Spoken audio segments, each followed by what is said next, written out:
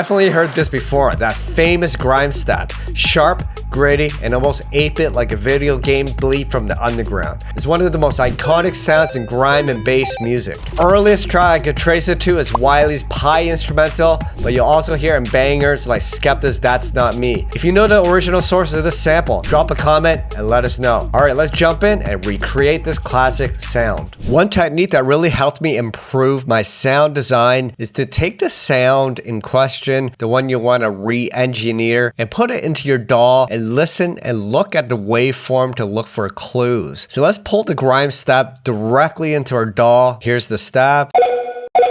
And you might ask, since we have the sample already, why bother re-engineering or recreating the sound? Well, there's a number of reasons. First, you can learn key concepts of sound design for different types of sounds. And not only that, when you re-engineer it, you have a lot more flexibility on how you want to sculpt and shape the sound afterwards for your tune. So listening to this stab, one trick I like to do is zoom into the waveform. Look at the waveform and look at its shape. So just by looking at it, I can tell it's a very basic waveform with minimal harmonics. It's either a sine wave or maybe even a square wave with some effects on it.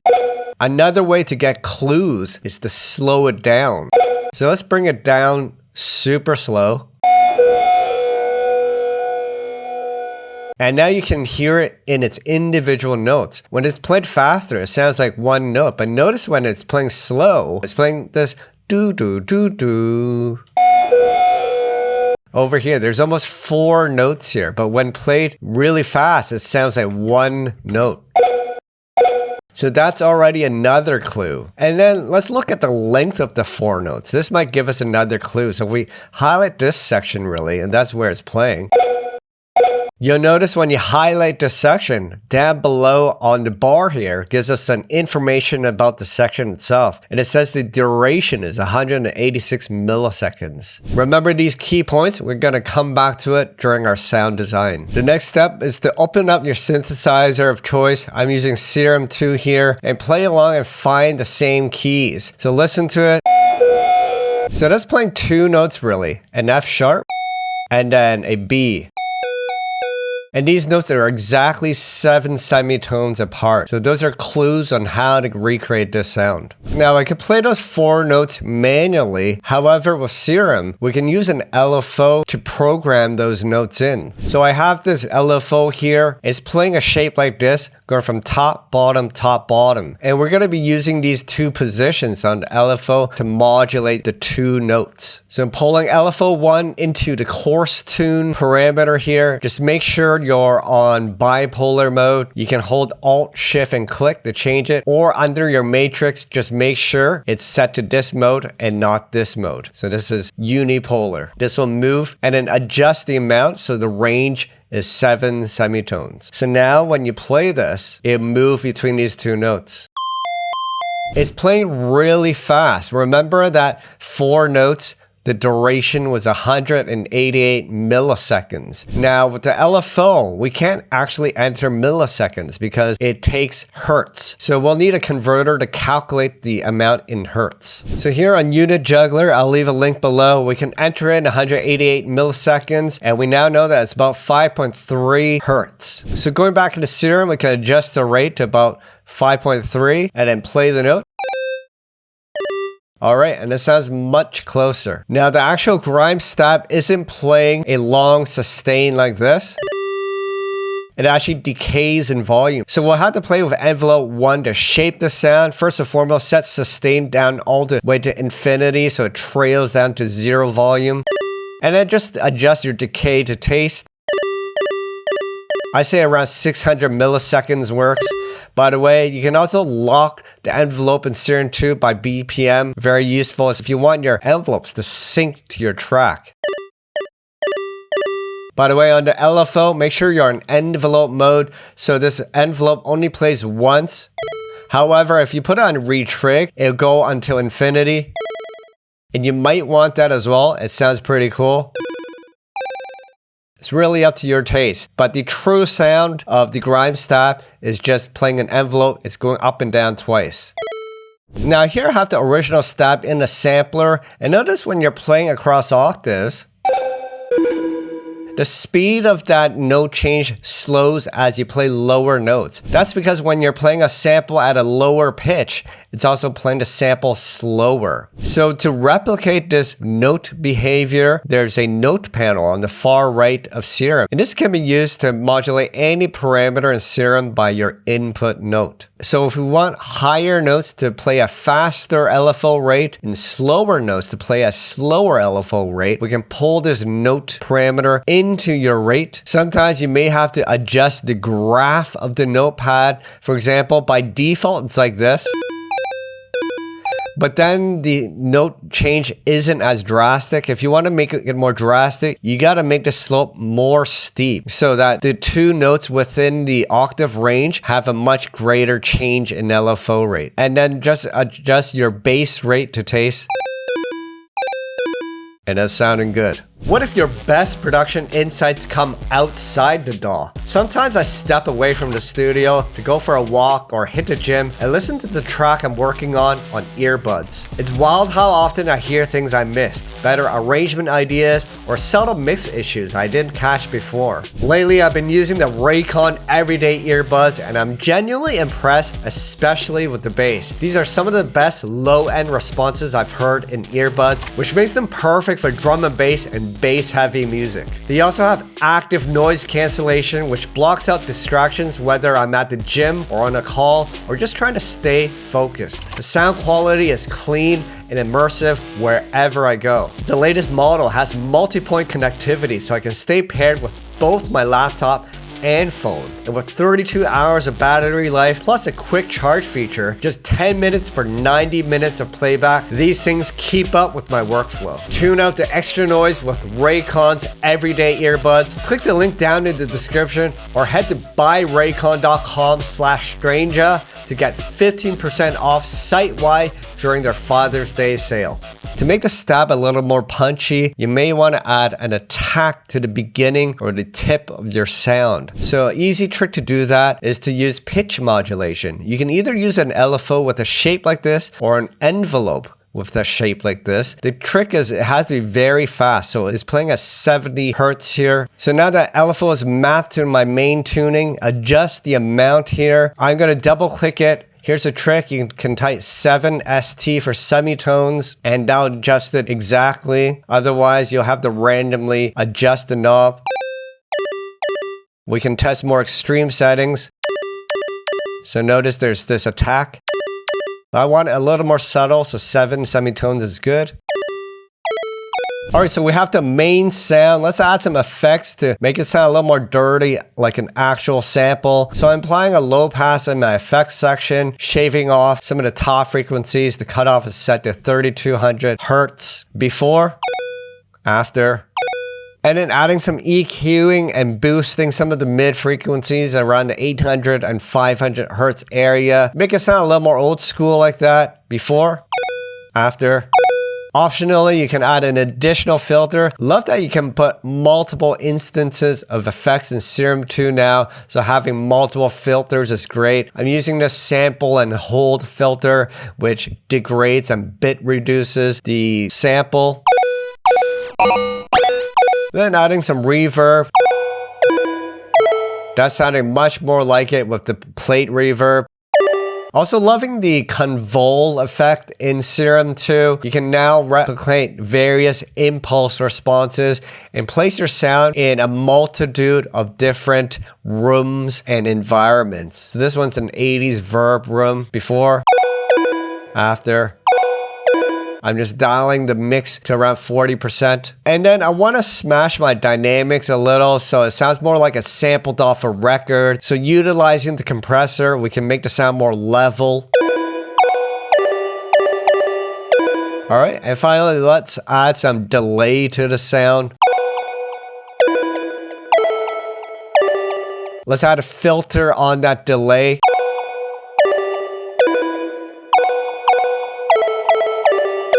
And that's sounding fresh. By the way, if you want this preset to analyze and learn or even use it in your own track, check the link down in the description to grab it for free. A couple final tricks to take the sound to the next level. In Serum 2, you can actually add tube saturation or other distortion types to the actual waveform. And this is super awesome. So I'm changing the waveform from a square to a sine wave here. And then using the warp modes here, select distortion and use your favorite shape. I'm loving the soft saturation. I heard it's modeled off a classic analog circuit. And that gives it a little more harmonics. And then the real cool trick is to add a couple additional filters. Adding a comb filter on filter 1. Something about that. It just brings certain frequencies alive. Just make sure to increase the resonance. You'll have to experiment and tweak the frequency cutoff.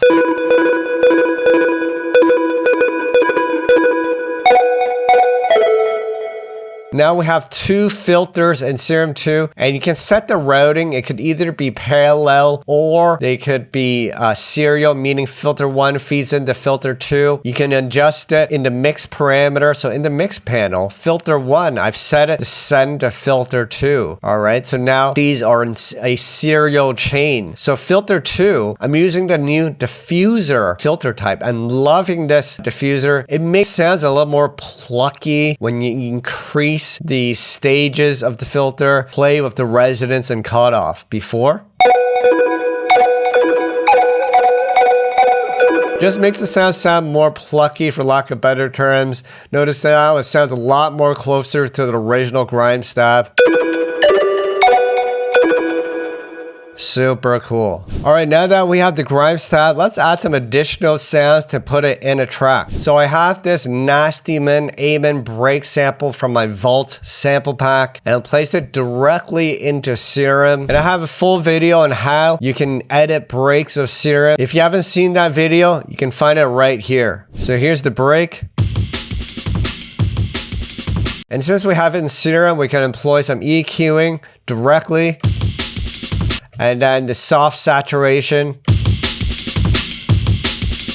really makes this break crunchy. I love this scan rate knob. You can change how fast the sample plays. So consequently, it pitches it up or down. And in extreme settings, it even plays the sample in reverse. Check this out.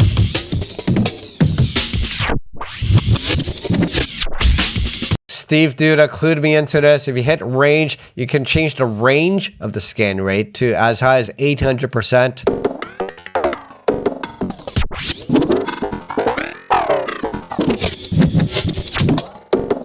Very cool. If you haven't heard already, my Vault sample pack is out now. It's currently available for 20% off until May 10th. Vault is a collection of my legacy samples dating as far back as over 25 years ago. It contains personally crafted breaks by me used in tunes such as the Nasty, the Soleil, 𝗦𝗣𝗏, and the Void, and also bass recordings from my Axis 𝗦𝗡𝗏𝗡. Here's a selection of other breaks from Vault.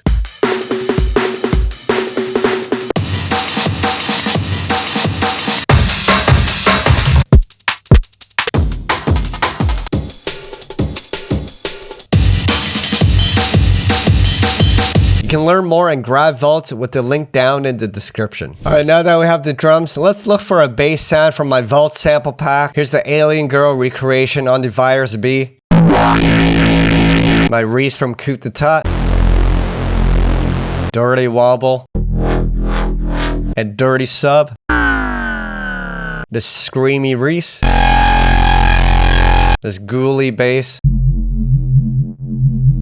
I'm liking the sound of this. Let's pull it directly into Ableton Sampler. So I'm going to loop this particular section of the sample so it can play indefinitely. The key to looping is looking for patterns in the waveform. You can see that there's this repetition here, this blob here, and then this blob here. So this could either loop from here or here. You just take the loop points at the end of your sample and drag it. And you can use this crossfade parameter over here, and it just blends the end and beginning so there's no click.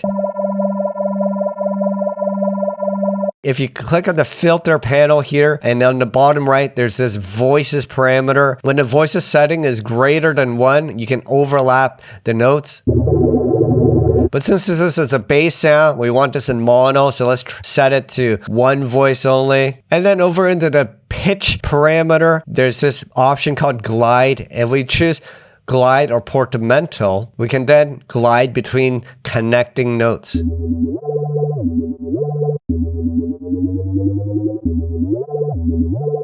Makes it sound a little more funky. Here's a quick pattern with the bass.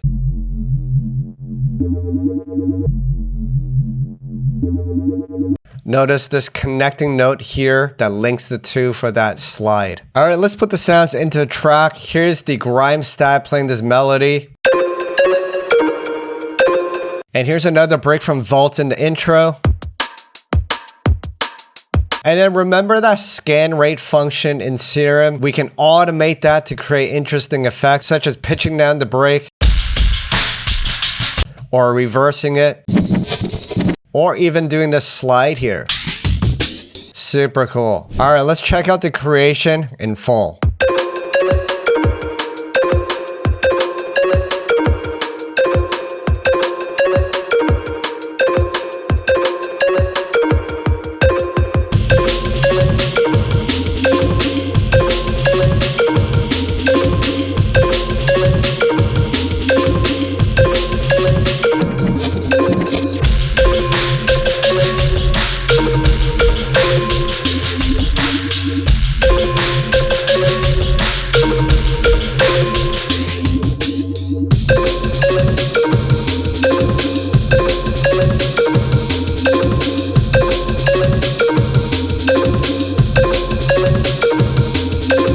Oh yeah, and Grime stab was in jungle. How can you not like that? Hope you guys enjoyed watching me recreate that classic Grime stab used across bass music. Tons of fundamental sound design concepts here, and hopefully you picked up some tips and tricks that you can add in your own sound design journey. My name is 𝗦𝗧𝗏𝗦, music producer of over 25 years, and if you want to improve your music production, especially with dance music and drum and bass, like this video and subscribe to the channel. If you want to support this channel directly, check out 𝗦𝗡𝗏𝗡𝗏.com for sample packs, preset packs, and Ableton kits to help you along your journey. My Vault sample pack, which is a collection of over 20 years of my personal samples, is available now. You can learn more down in the links below. To see more videos on sound design, check this playlist up here. To learn more about drum and bass production, check this playlist up here. Alright guys, thanks for watching, and until the next video, stay creative and peace out.